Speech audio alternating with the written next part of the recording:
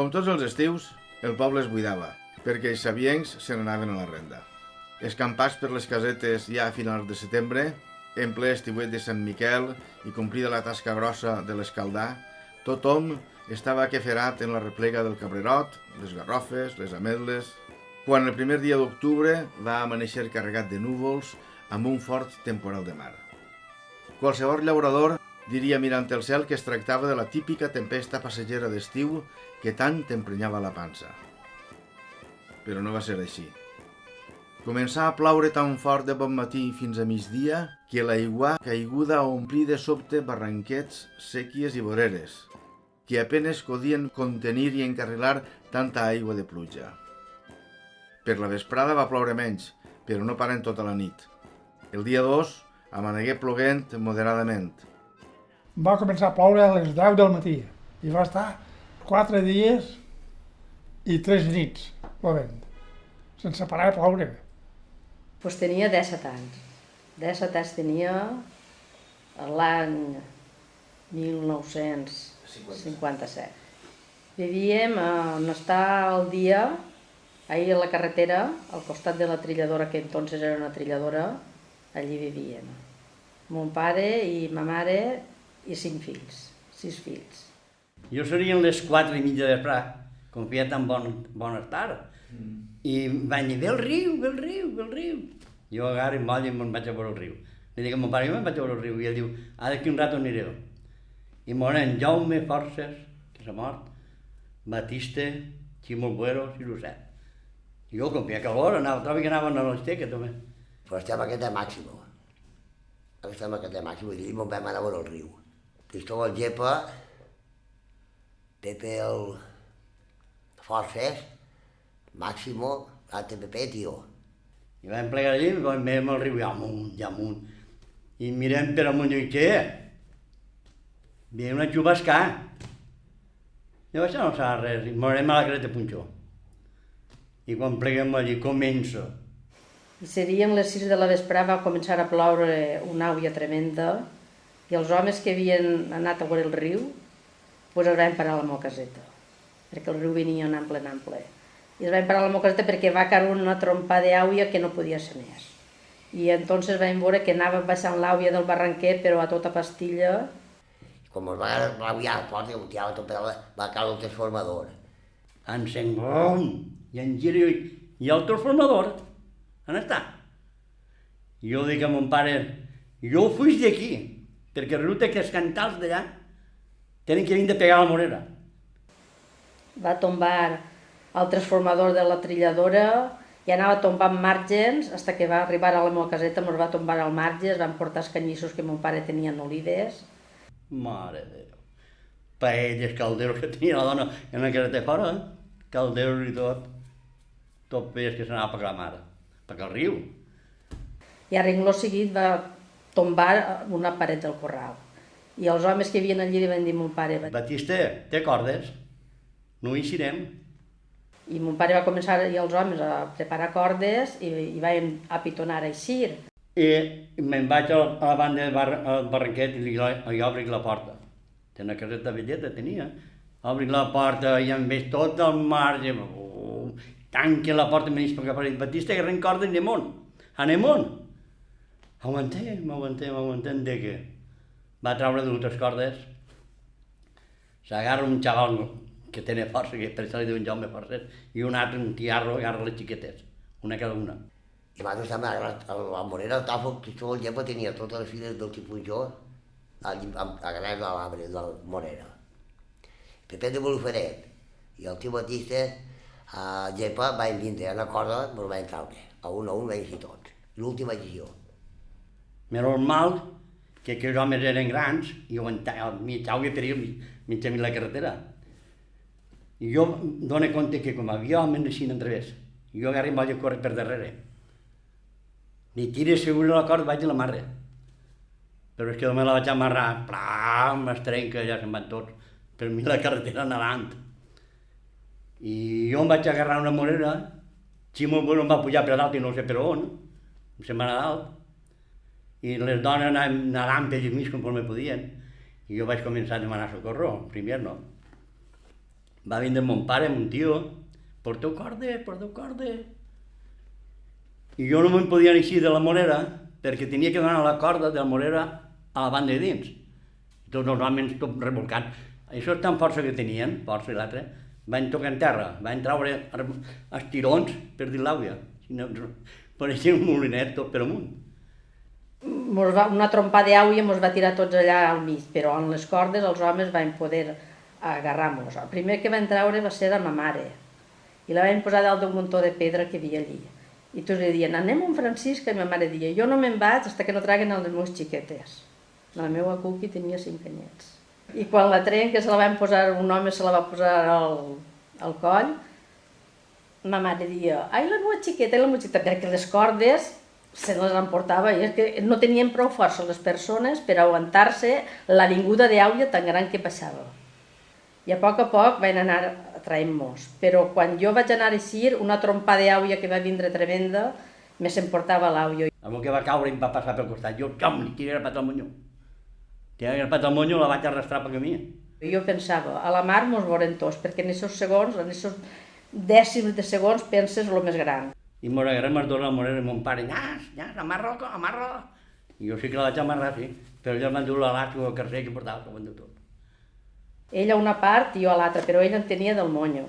I els homes anaven traient a les meves germanetes. I quan van arribar a nosaltres, només mos van treure, en seguideta, la morera se la van portar de soca i rel. I va tomar la morera i vaig prendre la mata. I després sa mare estava en un bancaler que era de Montió, estaria per 14 o 15 metres. Però allí no tenia aigua ja, només que aigua per ell. Però és que no volia eixir, tenia por. I la van amarrar, ella. Mon pare i mon tio li van fer una vaga, saps que era una vaga, no? La van clavar damunt, se la va clavar allà, i a poquet l'àvia se l'enduia. I entonces no van mirar res, li van fer bon estiró, i fora. I així a poquet van treure tots. I aquesta nit me la vam passar a casa del tio Batiste Xolvi, allí darrere la meva caseta, que ens van donar sopar, ens van donar roba, perquè la llenya que anava per baix ens ho va fer tot esgarrat. I ens van atendre molt bé aquestes persones. Mon pare se n'ha anat a l'altre món molt agraït d'aquestes persones. I què li sé, jo no estava dalt de la soca, alt de tot. I només vaig deixar que l'últim, vaig amarrar, vaig treure la sabata, au. I Ximo no volia baixar, tenia por. I vaig agrapat i el vaig baixar, ja el vam anar. Cap d'una hora o això, vam anar a veure la morera estava a la mare.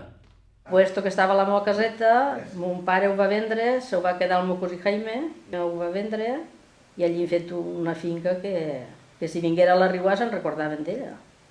I jo vaig estar almenys 3 anys o més que no podia pentinar-me. Cada volta que em tenia que pentinar, com si m'arrencaren el cap.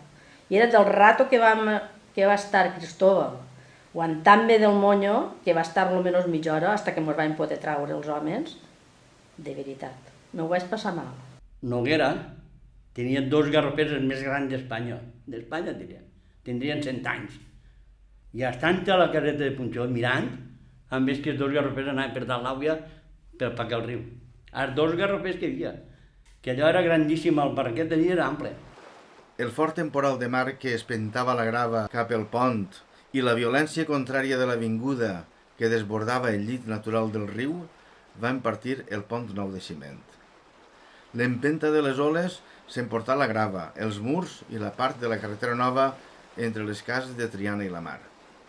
La badia quedà convertida en un fanguer marró, ple d'arbres, animals morts i canyissos surant. Els dies 15 i 20 d'octubre, 2 dies després de l'arribada a València, caigué una altra pluja de menor intensitat, però que afectà perillosament les estructures de moltes cases, ja patides de l'aullà anterior i produint-se enfonsaments de teulades i solsides de parets amollides, com la que causà la mort de Josefa Miralles Puig en sa casa.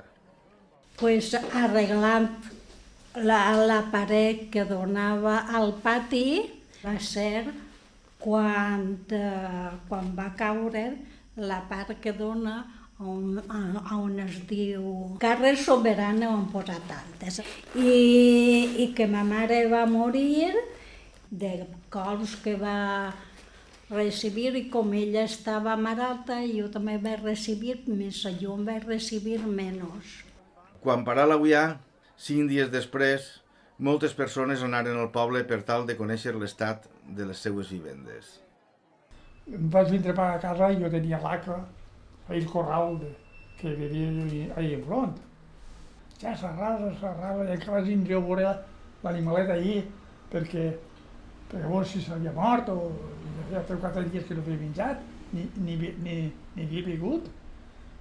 I claro, pues jo me'n vinc a casa i l'animalet que estava allí, li vaig donar a menjar, li vaig donar a beure i tot, i em vaig anar a casa a ajudar-me.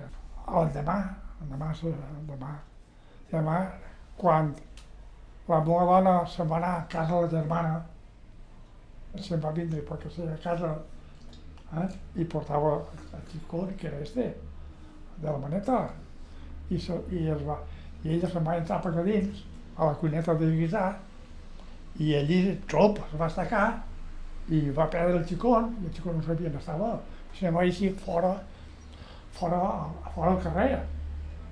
I això, la tia Catalina la Corregera, que vivia d'enfront, diu, allò és Pepe, i és Rosario, on estarà? Rosario, no pot estar molt lluny. I la Catalina li va dir, Rosario, cridant a Rosario, pues, ni va. Se'n ve ahir que jo estava fent feina i Rosario, on està? Jo què sé. Diu, pues, el xicó no està ahí a la porta plorant. Collo, i la porta xiqueta sola, què fa? Em vinc cap a casa, i on està, em ve d'això d'entrar dins de la cuineta. Ja em vaig veure un forat, que xup, i ara collo, em som així, no? I així està, i comença els crits, i allò es va posar de personal, tots els que passaven i tots els que, com era tardet també això, van entrar, acudir. I un de tronco que vivia a aquesta casa d'ahir al costat, era obrer també xic, i també va acudir allí. Diu, jo entraré, posem una escala, jo pel forat que ell ha caigut, jo entraré i la barraré. I per dalt, vosaltres la traureu. El xic baixa, que era Tono, que vivia ell, baixa, l'amarra, i em vaig pujar dalt del coll del pou, em vaig pujar 3 o 4 per estirar-la per amunt. I estirant-la, la vaig traure i la vaig deixar fora dins de casa, allí al terra de consolació. I nosaltres que fent i mirant, este xic diu, tanqueu les portes i decidís que no entre ningú, que això està molt perillós. Ja, no, tanqueu les portes i que no entre ningú. Vam dir l'alcalde i el juzgat, que era Fontet, en fi, tot l'Ajuntament del poble, les autoritats. I només arriben ahir, obren la porta, i ja havia caigut tot dins. Tot. Si arriba a caure, quan estaven tot el personal allà dins, perquè, clar, un cas d'això tots ho coneixen, no? Si arriba a caure, quan estava el personal allà dins, això havia sigut un desastre, perquè uns altres volen-se agarrar i volen-se salvar i donar-se la mà, havia sigut un desastre. I no va passar res.